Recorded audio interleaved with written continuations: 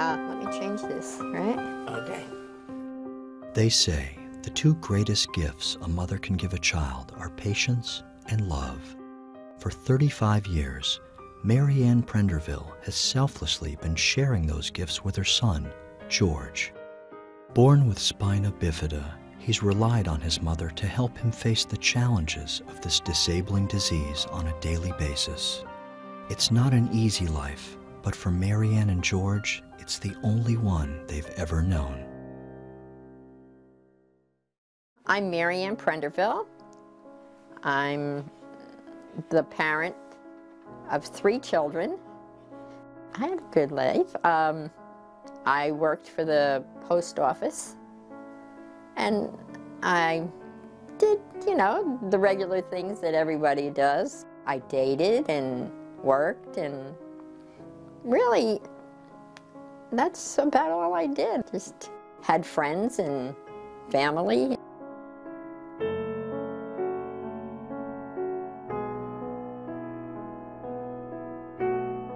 We met on July 13th, 1967, and we got married in October of 1967. So it was 3 months, and we ended up getting married.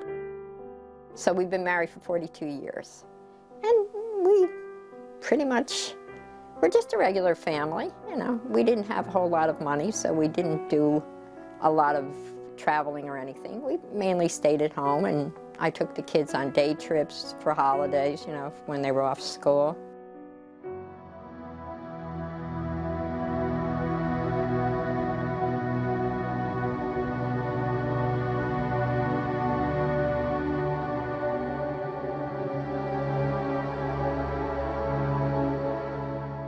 My youngest child was born with spina bifida and hydrocephalus. The forehead was open, there was no bone, and you could actually see the fluid pumping because he had hydrocephalus, which is a blockage that doesn't enable the cerebral spinal fluid to flow properly. So they waited 2 weeks, and then they had to put in his first shunt, which pumps the fluid off the brain and helps it to circulate through the system. He also had 200 stitches because he had spina bifida.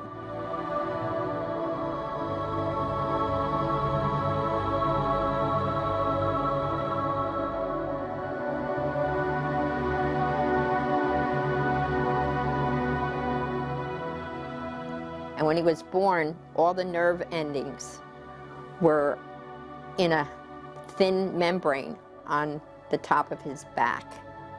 At 2 hours old, he had to be operated on by a neurosurgeon, and that all had to be removed. And then skin had to be grafted. And they had to put 200 stitches in his back when they did the grafting.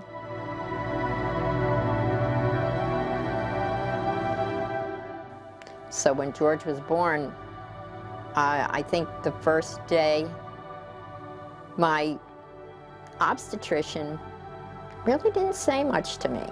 And it really bothered me that he didn't. He kind of, after he delivered George, he kind of just didn't bother coming back, where my pediatrician came in, and I cried. I cried for hours. And he finally came in and he sat there and held my hand, and he said to me, "You know what? You cry today, because tomorrow you have to get up and you have to start thinking of what you're going to do. Take care of this baby. You can't cry every day, because it's not going to help you or him."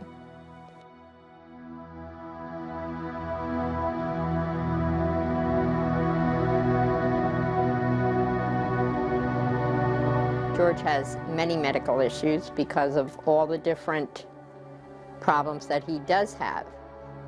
Being born with spina bifida and hydrocephalus, he's gone through several surgeries. He has, his bladder is affected, his bowels are affected. So he's always had to go through surgery to correct problems, because you have to figure out ways to help him so that he has a better life.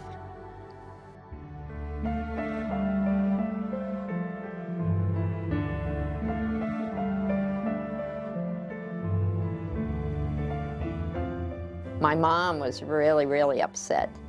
She said to me, "Why did this happen? How could this happen? Why didn't those doctors know anything?" I said, "I don't know. At the time, they just didn't check for all the things they check for now." And they were just as shocked as I was.